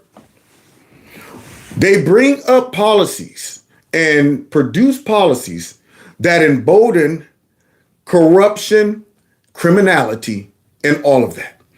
You lower all of the punishments for stealing and robbing, and now those criminals don't even fear you. They're walking in, taking stuff, and this guy's shocked. He's shocked. Hey, he's like, what the world is turning into? I can't believe this. The guy walked right out, and he's like, yeah, of course. We all do it. We all do it. You ain't been around enough to realize that the Democrats have emboldened us, demonized the cops to where the cops say, man, I ain't going after these people, man. Forget that mess. Man, I'll mess around, try to arrest somebody and end up in jail myself. Let these folks have their way, because the leadership don't back us anyway. So go ahead, rob it all. So now he's living in New York, the big crapple that basically needs to be walled off at this point, where criminals are just walking past him, looking at him like, hey, man, can you get the door for me? This is a heavy load. Now, notice the same thing's happening down there at that border. Same thing. See, remember, Democrats right now are running the border. They're running these cities. They're duplicating the same behavior. They're creating chaos and breaking down our society, turning us into a chaotic society. We're hanging on because of conservative cities and states that got some common sense and some laws that will back up these people breaking laws. We got some consequences. So now, down at the border, same thing. They don't even fear Border Patrol. Isn't that odd? Democrats get in and nobody's sneaking no more. Nobody's swimming across rivers. A couple dummies still doing it. Maybe they didn't get the memo. All you got to do is go right up to Border Patrol. I've seen Border Patrol stand there watching these people go right by because the Democrats are telling them, don't you touch them. In fact, process them, reward them for their negative behavior. There you go. And then you got the criminals. Don't touch them. They're black. They're minorities. Yeah, let them go. And now what are they doing? Both of these groups are walking past the folks that's supposed to be executing the law. They're looking at them, totally emasculated them. And of course, what you get is an attitude from law enforcement to just say, man, I don't care. Until we get new leadership in there that will back us up, I would be wasting my time to go after these people for nothing. They'll be back out on the street tomorrow, looking at me with another bag of stolen goods. Like, yeah, thought I was going to be in there overnight, huh? Fool. See, Democrats. So don't be out there whining with your big nose, talking about something. I can't believe this. I can. I saw it coming. Look. And there's nothing to steal. Nothing to steal? Because this Rite Aid, his Rite Aid, so many other Rite Aids, is closing down because of racism. That's what it is. So this actor is in there trying to go and get himself some stuff from Rite Aid, but it's all gone. It's all gone because of systemic racism and all of that stuff. I'm sure that's what it is. Because everybody stole everything. And the workers here, he's shocked, don't know if they're getting jobs. I know. Congratulations, losers. No, this you're is the why loser. when I say voting for... No, you're the loser. You voted for that man. You're the loser. He doesn't even realize it. But now here he is to finally say he's still contemplating, y'all, because Biden sucks. Pig Donald Trump is on the table. Voting for pig Donald Trump is on the table. The other day in New York City, 6 illegal aliens jumped a New York City cop. NYPD's finest. They jumped a New York City cop I wonder in why. Times Square. And were arrested and released without bail. I know it's a city thing. Yeah. I know it's a state thing. I know all that. I know all that. I know all that. Uh-huh. Okay? Stay with me. Released without bail. No Came bail? out of the courtroom on some Tupac, raising the middle finger with the Detroit. Flipping the bird? Jersey. Boy, this guy ain't been keeping up on current events. Yeah. I wonder who came up with the policies of no bail.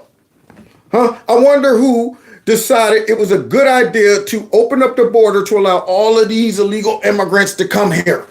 I wonder who did all of that. See, he needs to start tracking down the shite droplings to find out where the source is coming from. So now all he's doing is just seeing the shite. He don't know where it came from though. Who laid that shite? So here he is. I know that these police officers and Tell you something. What the fuck is the world coming to if you could be from another country, beat up a cop in New York City, and walk out with no bail? sound like a white nationalist Trump supporter right there, buddy. Because we've been saying the same stuff. What kind of world is it coming to when Democrats let crime run rampant and don't punish it, make it accessible to everybody? When they open up our borders completely wide, and now in this raggedy bill that the Senate tried to pass would have even allowed them to give these people amnesty on the spot. It would allow Border Patrol. They hid that in that bill. I'm so glad it got shut down. I can't believe the Senate was actually considering it. But it would have given Border Patrol agents the ability to give amnesty on the spot.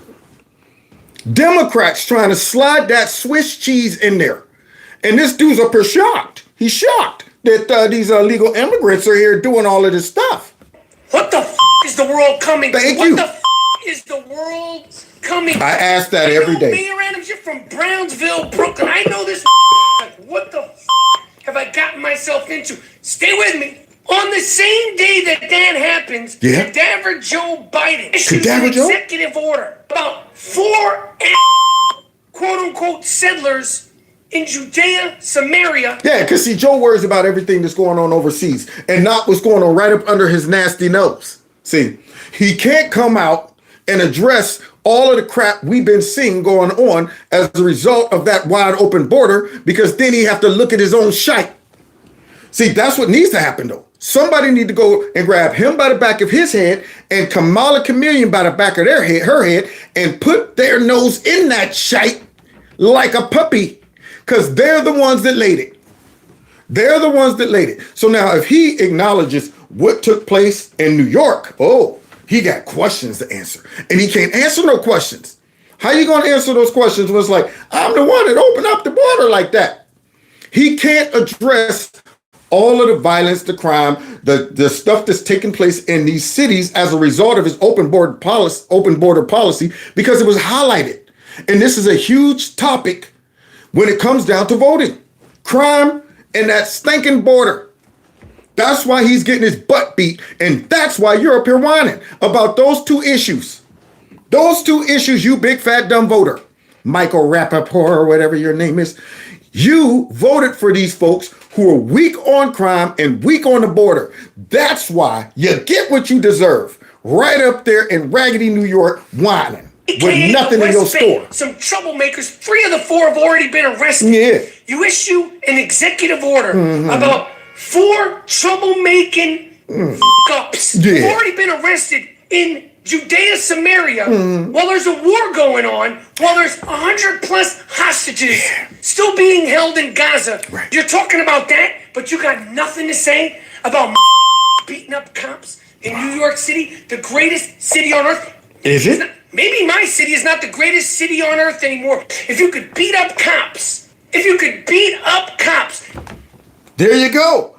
You're talking yourself into figuring out what's going on here.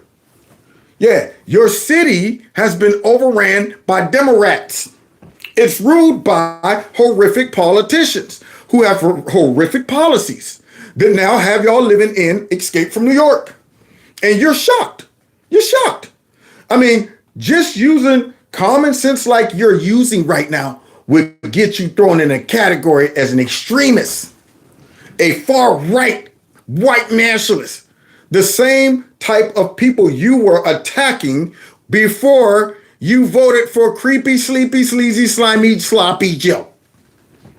All of the folks that were saying this stuff right here, like, what are they doing? They're stupid. Why would they do this? They're about to unleash crime. All of that. Him, all of his elite buddies, and a whole bunch of other liberals were saying all of this raggedy stuff about us. Now they're all whining. And all I have for them is liberal tears to drink. Let's finish hearing his rant. In the quote-unquote greatest city in the world and be released without bail. Are we the greatest city on earth? Cadaver Joe Biden, we see you. We see you. Don't worry about those in Israel. BB got them.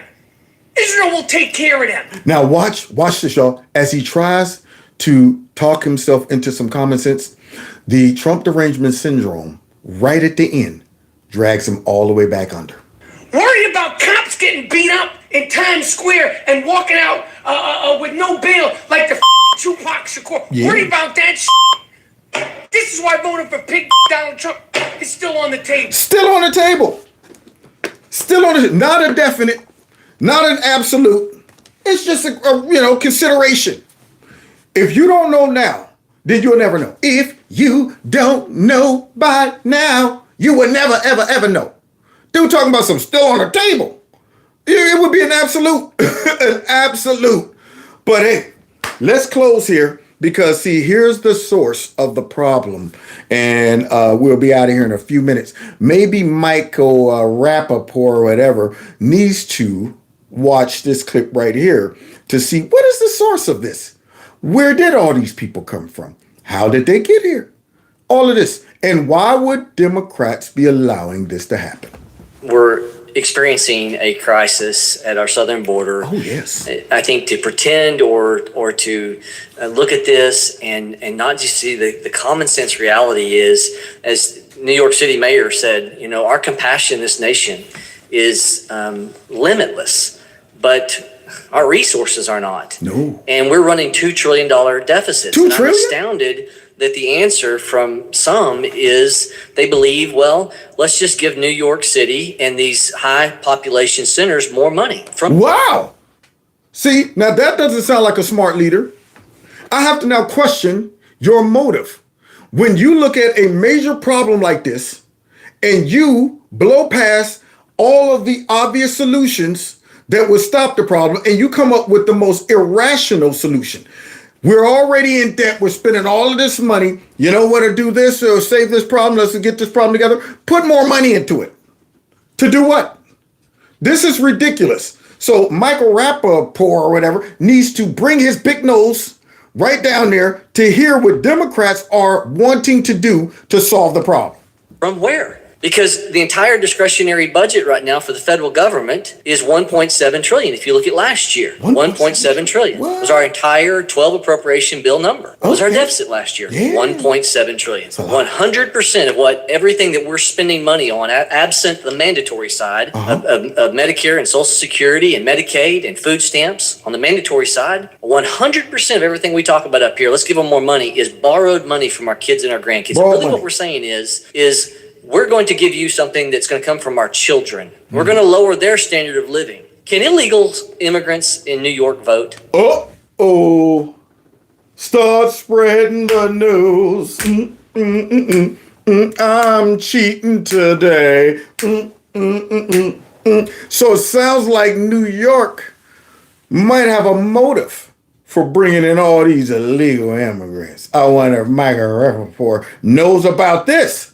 In New York City, I believe they passed a law. Luckily, we don't have that law in Nassau County, but in the city council and mayoral races, I believe illegal aliens recently have been given the right to vote. What? We have motive. We have motive, ladies and gentlemen. See, so let me get this straight. They can vote in local and lower, but that all filters upward. This is ridiculous, man. See, but yet when you talk about replacement theory, you're a white nationalist. There it is. When you call out what everybody knows is the motive for allowing this to happen, because it surely isn't because they love illegal immigrants. It surely isn't because they want these people to have a better life. It surely isn't because they're coming for climate change and all of this and the asylum. It surely isn't because the Democrats got a big heart and the Statue of Liberty and all of that. So let me get this straight. You're overwhelming your own city, your own system. You see it's overwhelmed. You see your people are mad and frustrated, and you aren't even trying to stop it. Instead, you're trying to throw more money at it. Why would you do that? What benefit do these people have to a corrupt, evil, greedy Democrat besides something like voting? Because if they weren't getting a benefit from these people, you think Democrats would be bringing these people here? It always has to be a benefit. You got to say, who's benefiting from this? So the Democrats are assuming these people will become Democrat voters. Why wouldn't they? We put you up in hotels. Why wouldn't they? We give you baby formula. We're driving you around the country all over the place. We're bringing in more of your friends and family.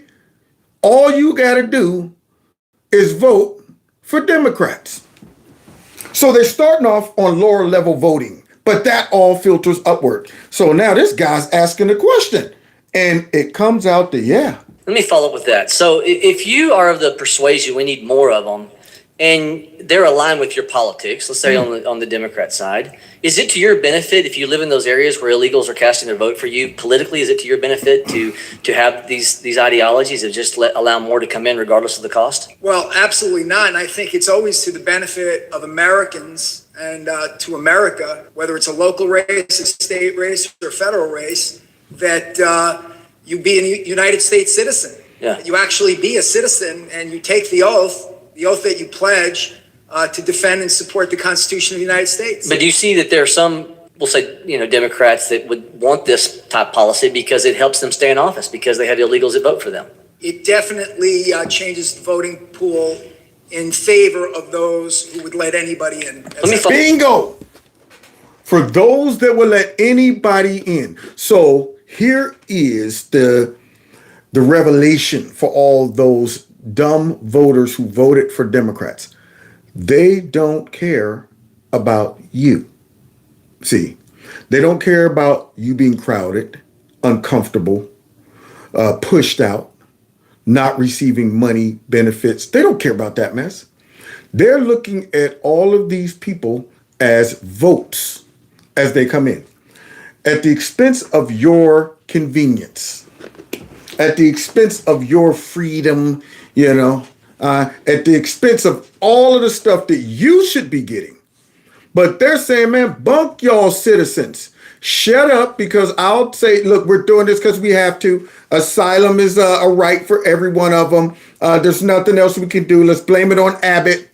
All of that. When y'all have all the power and ability to stop it, but you're not. So what you're saying is, we got to figure out the balance to make our dumb voters think that this is greater than us. It's out of our hands. We're doing the best we can to manage it.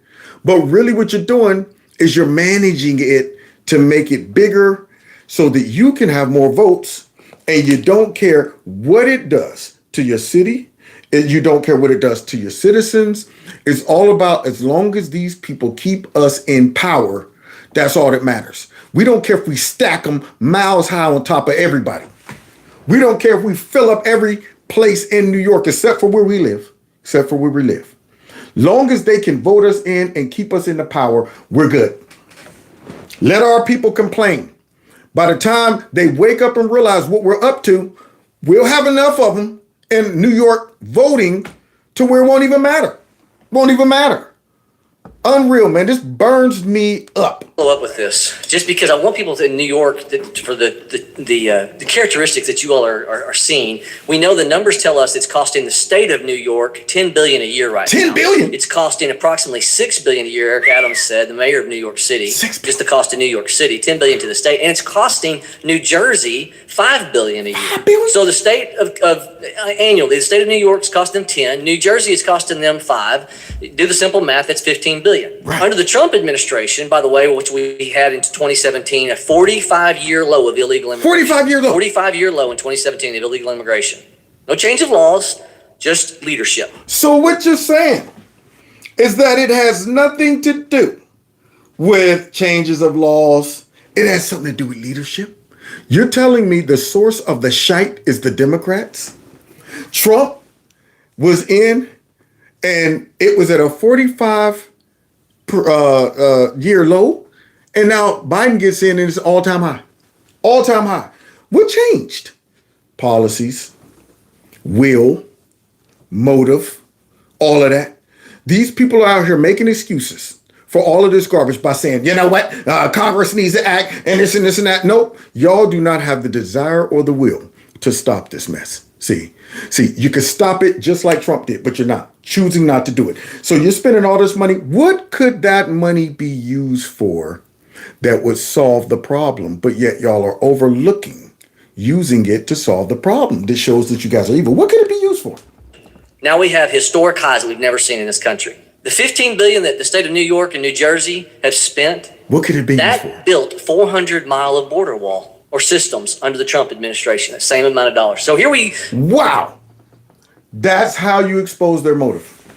So now, y'all would rather spend all this money getting these people here and keeping them here, instead of spending this money to build a wall to stop them. To stop them. You're overlooking the obvious solutions and going into a irrational solution that long term is not going to stop the problem, solve the problem. It's only going to create a bigger problem for your citizens, not for you guys. Not for you guys. See, so that goes to show that when Democrats come out here, they create problems. Then what they do is they use these problems to benefit themselves. And then when they give solutions, those solutions aren't really solutions, because everybody with common sense will say, here's how you solve these problems. You want crime to go down? Embolden and empower the police. Don't let folks get out on bail. How about that? Arrest people. There you go. Crime will go down. You want to solve that border? Build that wall. Get rid of put back in place, stay in Mexico. Make them stop at another country before they get to our border. And if they show up talking about I'm from another continent, what are you doing here? How did you get here? You flew all the way from where to get here? No, bounce. Only 2 reasons you should be in our country when it comes down to asylum, and we're going to vet the heck out of that. We're going to look and say, if you're claiming you're being persecuted because of your religion or your political views, I'm going to fact check that. I'm going to be all up in your business. What country are you from? Who's the leader? What kind of persecution? What happened? What'd they say? What'd they do? Would they threaten you? Did you stop in another country before you got here? All of these things are common sense ways to stop this.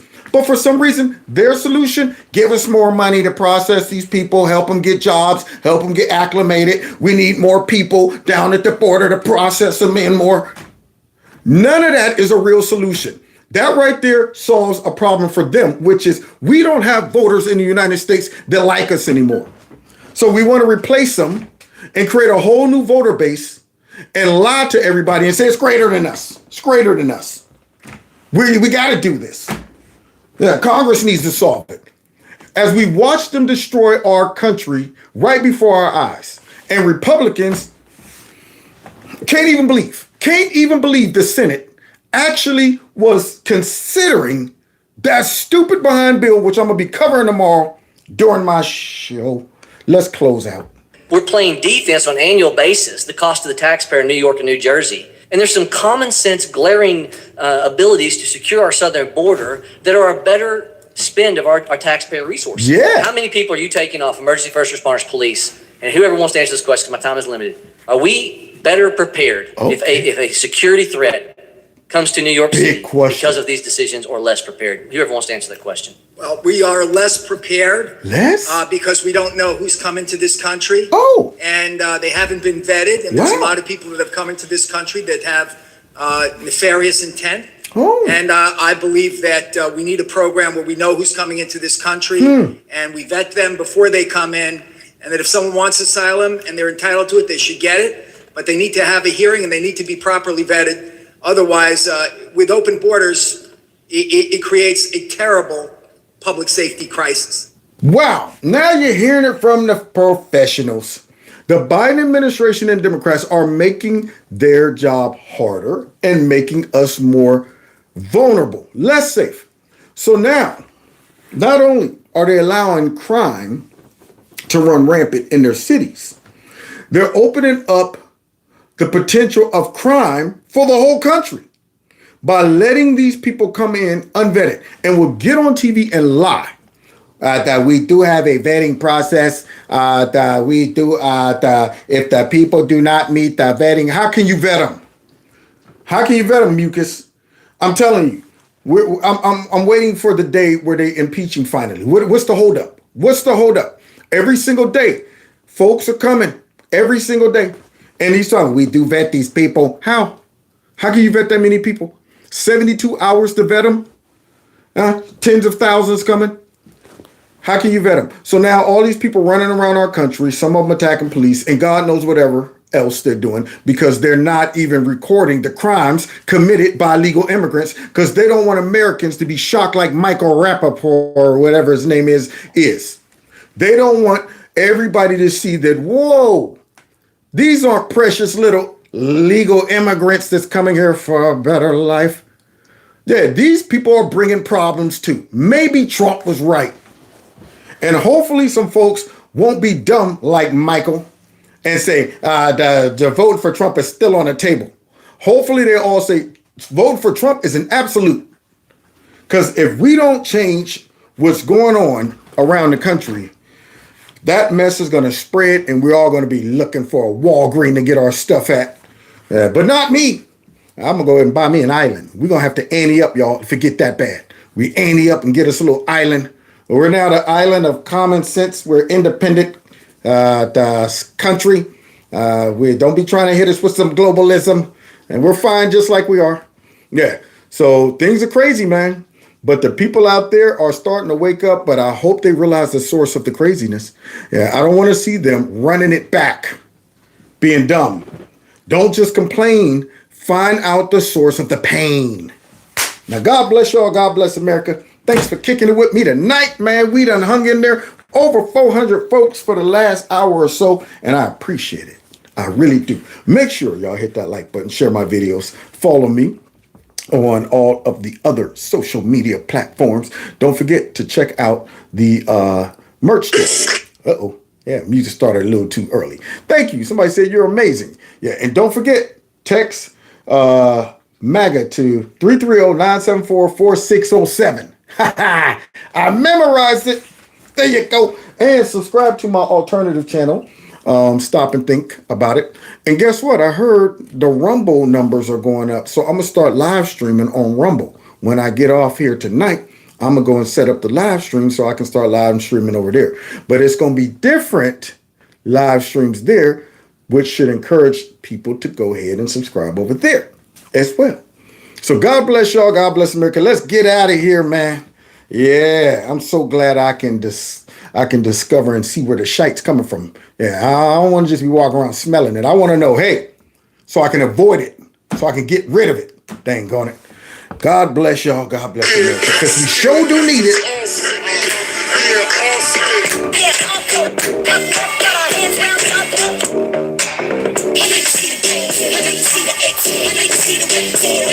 Yeah. See y'all next time in Kevin's Corner. Take care.